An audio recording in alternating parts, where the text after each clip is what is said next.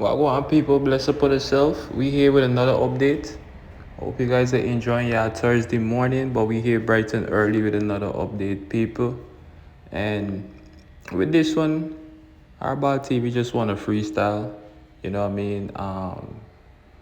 Yeah, I just want to freestyle this morning and talk about Alkaline and where Alkaline is and where we forward or where we came from.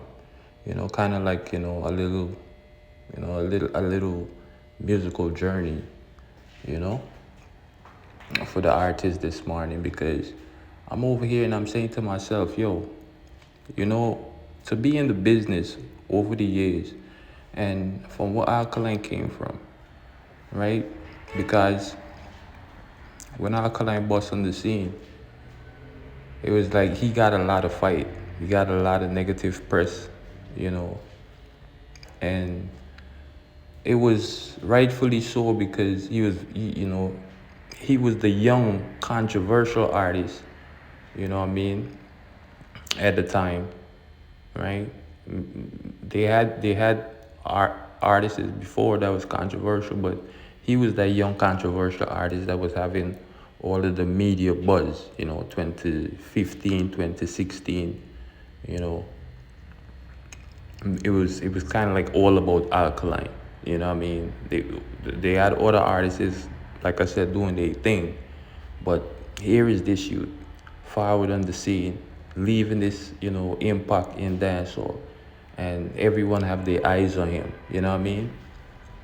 And I was like, very interested at the time because, like I said, the controversy and everything that was surrounding, his name, it made me, it piqued my interest. And when I started listening to the youth music, it was like, you know, he makes good, now I can say he makes great music.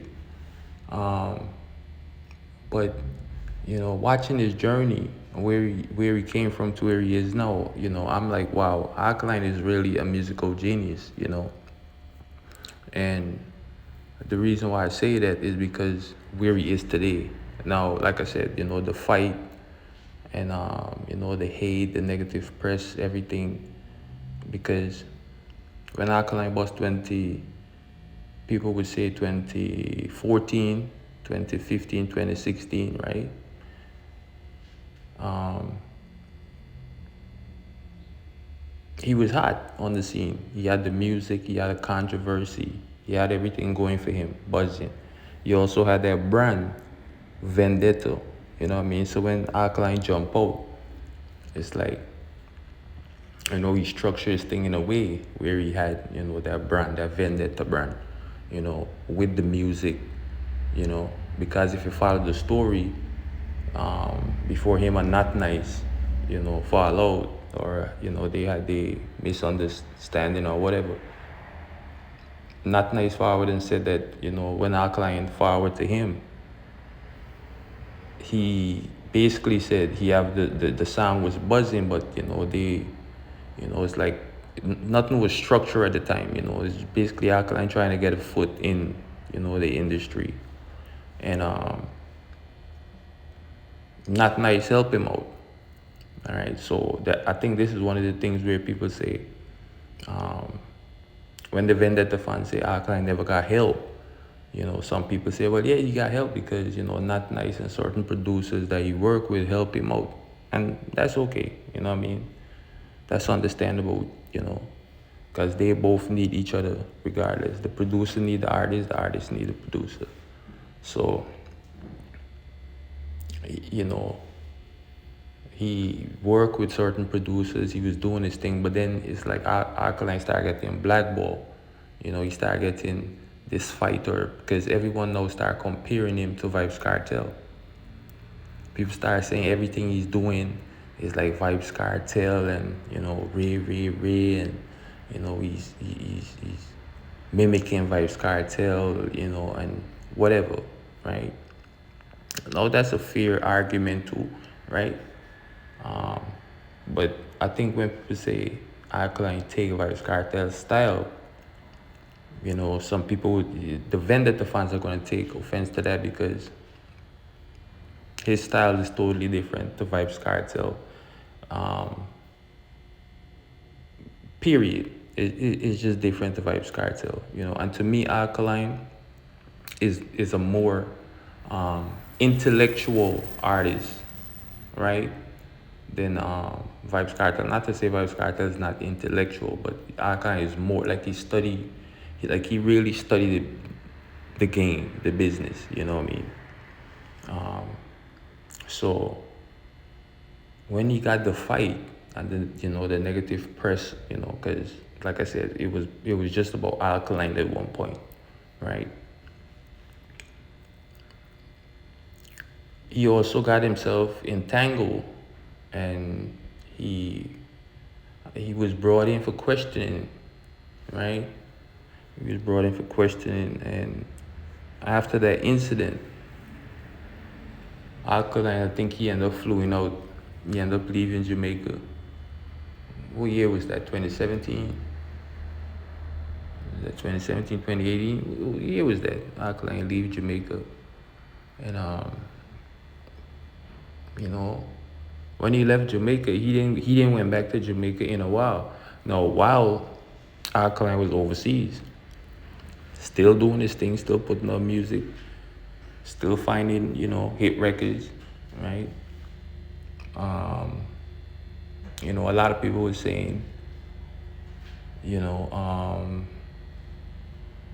Alkaline, it's like he done with Jamaica, and it's like Ray, and his music, he fall off, and because people always try to say Alkaline fall off, or because when Alkaline bust, he on that pedestal he was in the, so like I said, everything was about Alkaline at one point, right?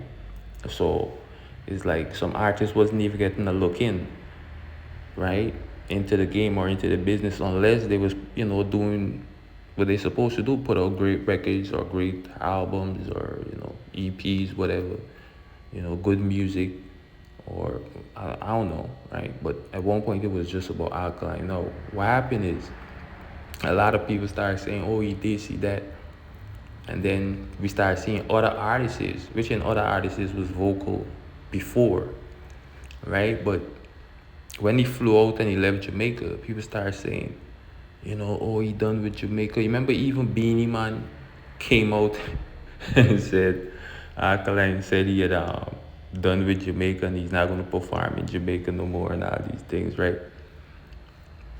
So I'm trying to show you how it's not just the media, right? They had artists, a lot of artists, a lot of, producers. This is why I think he stopped working with some of the foundational producers them that he used to work with, you know what I mean? But they everyone was saying, oh, he this, he that, blah blah blah. But the youth was still doing his thing, right? Now before Alkaline blew up also, yeah, he was signed at one point, but he was no longer signed, when he released his first album. I don't think he was signed, right? That's 2016. So released his first album, and like I said, from there the thing just take off, literally, and that was it. It was like, and then here comes, like I said, the fight now, the negative press, the this, the that, the, you know, Ray. See, so Alkaline left Jamaica and settled overseas. Like I said, still doing his thing though. But when Alkaline went back to Jamaica after, they were saying all of these things about the youth. You know what I mean? The youth left and went back to Jamaica, and that's where the first new rule was kept. You know what I mean? And when the first new rule was kept, that was it. I knew from then that was something that was gonna be epic. If he had continued, and that's exactly what our client decided to do, right? Because when he kept the first new rules, because remember the album New Level Unlocked, and then now the show is No Rules. So basically, Alkaline saying he's setting a new standard, a new stage, a new, precedence in dancehall. It's a bold statement. So, but the first new rule word, sell off, right? And that was it. Silence all of the critics. Everybody that was saying Alkaline fall off and them don't have funds, and like that was a slap in the face. So what happened? That even upset the critics and you know, the naysayers even more because remember saying no new rules sell off. And they ain't got nothing else to say now, right? And mind you, Alkalines being booked. Mind you, they saying this should fall out. And from them time there to now, Alkaline was being booked, right? Busy doing shows, still doing road, um, you know, and doing, what he's supposed to do as an artist. And I must say, as an independent artist, right? Because that's basically the fight that I think he's getting right now because he's an independent artist, right? So no major is gonna try to push his music, right, over the artists that signed to them. There's what Masika was saying the other day when he did the when they did the that podcast show or that show that they did with Shaggy and them, right? What Masika was saying is the label have a lot of artists or artists. So if you're not putting in the work, because it's competitive, for the label to look at you and push you, right? Because you can get shelved like any other artist that's on that label or on that record label. So Masika saying you have to put in the work because there's nothing really special about you unless you're selling records or you're putting out hit records and making the record label or that company money. But that's one of the thing when you're signed, right? You have to compete with the artists them on your label, and you also have to compete with independent artists and other artists that's signed to other. The whole business is competitive, either way. But with Alkaline being not being signed to a major or a major record label or company, and like I said, how we structure, I guess his manager, his sister Carrie Berry, you have to give her a lot of credit. Shout out to her. That's his manager, and I don't know who is his I don't know if she's his just overall manager. These artists they have road managers, they have this, you know, different people that take care of different aspects of their business, right? Being an artist, E&R, this, whatever. But to not be signed to a major and to accomplish what Alkaline accomplished over the years, right?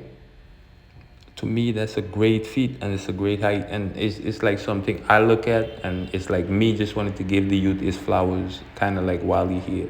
It's like with some of the greats, a lot of people would say the same thing. They never really got to give them their flowers while they were here. It's like when they passed on, then people start seeing, and they start saying, well, oh, how great they was and how, prolific of an artist or an entertainer, they were, or, they was. But with me, I'm just trying to give the youth his flowers right now since he here, because I'm looking at it and I'm saying, being an independent artist too, and for all of the years that Alkaline's been in the business and still relevant to the point where he can still be putting out audios and just like not even pushing the music and promoting the music the way, like I said, I guess that's what the record labels they do when you're signed to them. But for Alkaline to not be in that bracket and still survive that old onslaught from dancehall and doing what he's doing and then have his own show, New Rules, that's kind of like an annual thing now, right? every year, and sometimes multiple times within 1 year, that's gonna ruffle a lot of feathers, when it comes to these record label, or certain majors, because they looking at you as an independent artist grossing all of this money. No, I'm just saying, yes, Alkaline and his team, they're also going to have partners and people that they're working with, right? It's called marketing, to promote these shows, and because they have to work with other people to promote these shows and events and certain things, right? But what I'm saying is, it's not like a record label or a major corporation is getting a cut or a chunk out of his money, versus an artist being signed to a major. You know what I mean? Because based on that deal that you leave it in the comment section. Tell me for the last which artist over the last 10, 15, or 20 years did it the way Alkaline, did it in dancehall and still doing right now. I'll wait. I'll read it in the comment section. But until then, bless upon yourself, people. It's just a quick early morning update. I just wanted to freestyle, on this and speak on, because I'm really, was thinking about this morning. See?